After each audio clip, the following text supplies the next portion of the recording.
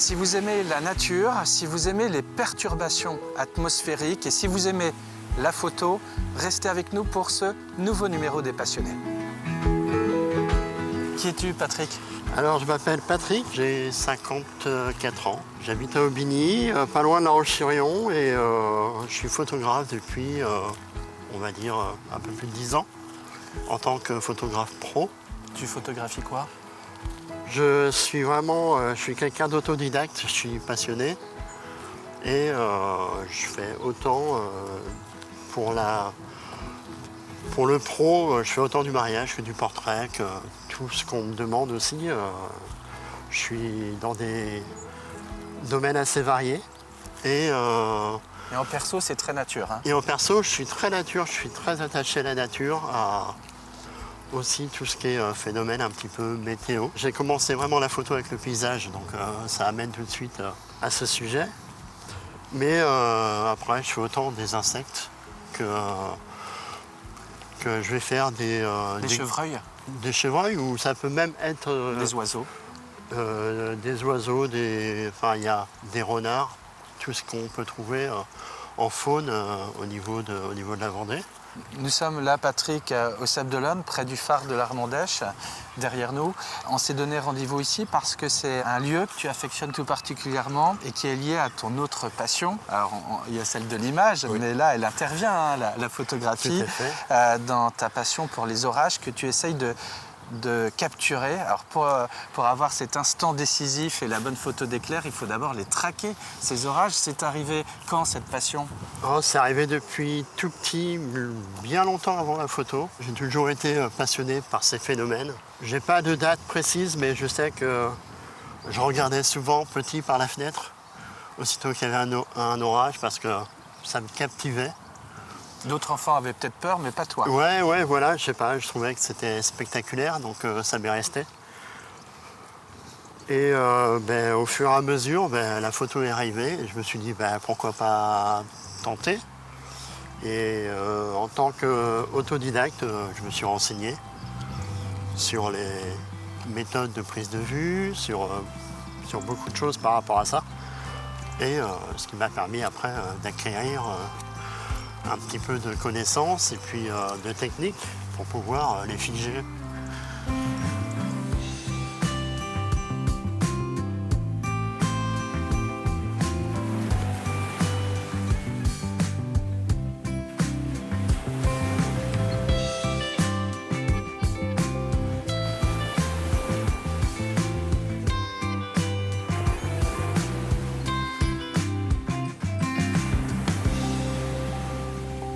Comment ça s'articule?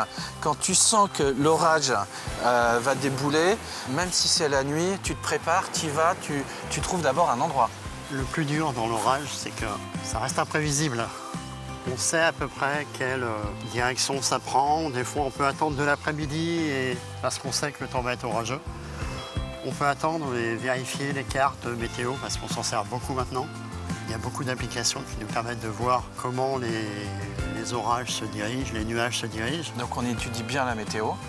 Ouais, il faut un minimum de connaissances. On peut se mettre à un endroit et en fait, il va arriver 50 km plus loin en fait. Et comment tu choisis ton spot alors? Selon les Selon éléments... les prévisions, mais souvent au dernier moment. Un spot comme ici, ce qui est intéressant, c'est qu'il est vraiment pas trop loin de chez moi. Il y a de l'horizon. Il y a énormément d'horizon et on a une vue plein ouest. Quelle est l'émotion la plus forte que tu as quand tu sais que l'orage va arriver? C'est pendant, juste après, quand tu découvres la photo? Dis-moi. Il y a beaucoup de sentiments. Il y a le côté spectaculaire, donc vraiment du moment lui-même. C'est quand même un moment qui est très rapide. Et, là, tu parles de l'éclair? De l'éclair. Et on ne sait pas vraiment ce qu'on va réussir à capter. Visuellement, l'œil voit certaines choses et l'appareil voit d'autres choses. Et parfois, on a des surprises. On dit, tiens, j'ai vu un éclair passer comme ça. Et en fait, quand on voit la photo, on se rend compte qu'il y a encore plein de petites branches ailleurs. C'est tellement succinct, c'est tellement bref. Moi, ce que j'aime bien, c'est vraiment être, ce que je viens de dire, d'être surpris. Ton émotion, elle est identique au moment où l'éclair t'éblouit arrive et au moment où tu vas découvrir ce que tu en as fait avec la photographie, ou c'est différent? Non, c'est différent. Ouais. On est vraiment plus surpris sur le moment. Ouais. Parce qu'on décide de rien en fait. Et quand tu as capté cette photographie de décharge électrique et que tu la retrouves sur ton écran, après, là, tu revis ces moments que tu as pu capturer et là, j'imagine, c'est plaisant. L'aventure continue. C'est ça. Une fois qu'on a pris par exemple un bel éclair, on sait qu'on a fait une belle image.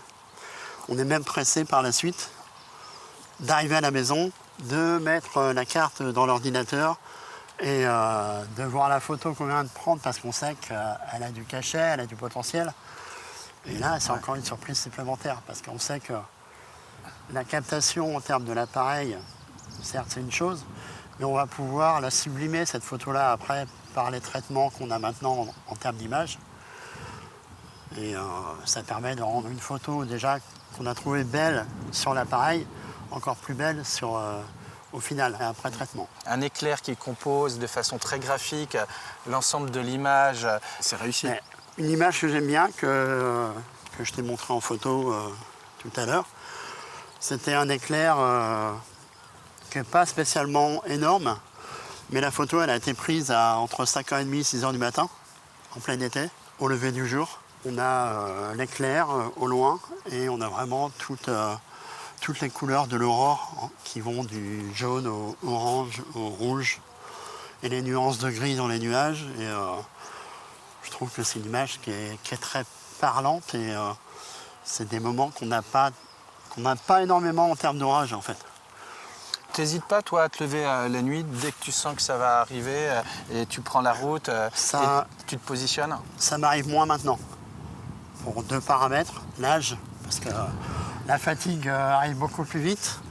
Et il y a aussi le fait d'avoir des enfants et que si l'orage arrive en pleine semaine dans la nuit, il faut être là le matin pour lever les enfants.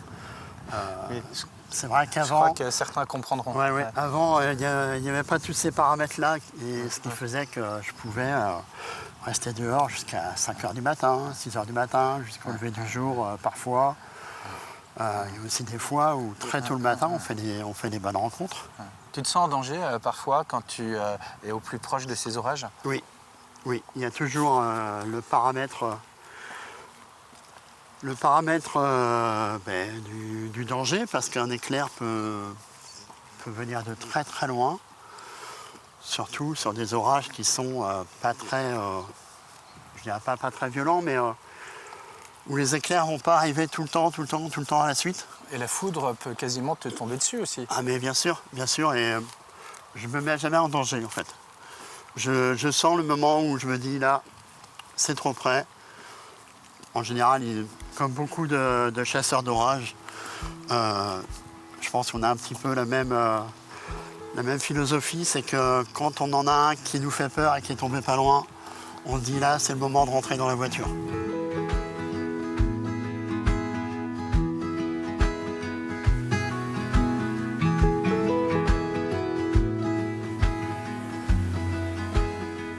Patrick, tes enfants préfèrent-ils les photographies d'éclairs que papa ramène ou les éclairs, allez, disons-le, au chocolat, au café? Mon fils, qui a 13 ans, je pense que ça laisse un petit peu, je dirais pas indifférent, mais ça l'intéresse pas plus que ça. Par contre, quand il voit les photos... Et ta fille qui a 7 ans? Ma fille qui a 7 ans, qui est un peu plus nature, un peu comme moi, on va dire. Je l'emmène pas parce que déjà, les photos se font souvent de nuit. Ouais. C'est ce qui est le plus facile à faire. Et puis en termes d'emploi du temps, c'est beaucoup plus simple. À 7 ans, elle dort. Mais elle aime bien. Je lui ai fait voir dernièrement les aurores boréales qu'on a eues. Elle a ouvert les grands yeux et elle a trouvé ça génial. J'aime bien partager et je pense que c'est aussi la notion de la photographie. Si on fait des photos et qu'on les garde pour nous, ça a moins d'intérêt. Je trouve que ça n'a pas d'intérêt. C'est des moments uniques aussi.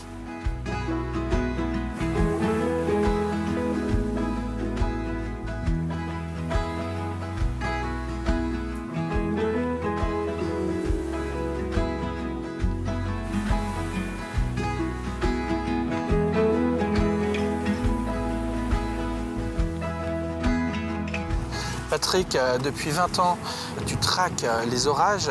Ces orages, au fil du temps, ils t'ont appris quoi, toi? Ils m'ont appris que,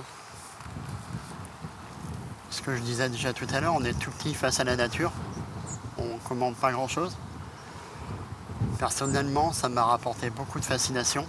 J'ai toujours ébloui par les phénomènes météo, quels qu'ils soient. On n'est jamais blasé. On n'est jamais blasé parce qu'on n'aura jamais les mêmes choses en fait. On a beau se dire que l'orage peut passer au même endroit, il n'y aura jamais le même... On est toujours surpris. Voilà, on aura toujours la surprise. Des fois, on n'a pas la surprise parce qu'on se dit les paramètres sont très bons. L'orage va être énorme et en fait, non. C'est un flop. Et c'est ça qui est intéressant. C'est que des fois, on part sur des orages qui sont insignifiants, on va dire, sur les cartes. Et on a des spectacles grandioses. Et d'autres où on se dit celui-là il va être énorme et en fait on arrive et on a de la pluie, on a plein de paramètres à prendre en compte et les paramètres qu'on ne commande pas. Et ce qui permet aussi de rendre le côté un peu magique. On se dit pas, on part pas en se disant là c'est sûr je vais y aller, je vais ramener des super photos. Non, on ne sait pas ce qu'on va faire en fait. Donc c'est ça qui est super intéressant, c'est ça qui est fascinant en fait. Merci Patrick pour ce Merci témoignage. Grégoire. Merci pour ce partage d'éclairs avec ces jolies photos que vous avez pu apercevoir. Merci. J'imagine qu'on souhaite toujours avoir des belles photographies, qu'on se dit que les meilleurs éclairs, ce sera peut-être pour la prochaine sortie. C'est un petit peu un virus. C'est un peu un virus. J'ai d'autres amis photographes qui font aussi de la photo d'orage. Et on n'est jamais blasé en fait. On est toujours stupéfait et je pense que c'est, comme tu disais, c'est la surprise qui est intéressante. Bon vent pour la suite. Merci beaucoup. Merci Patrick. Merci Grégoire. Et puis nous, on se retrouvera bientôt pour un autre numéro des Passionnés. Ce sera toujours sur TV Vendée.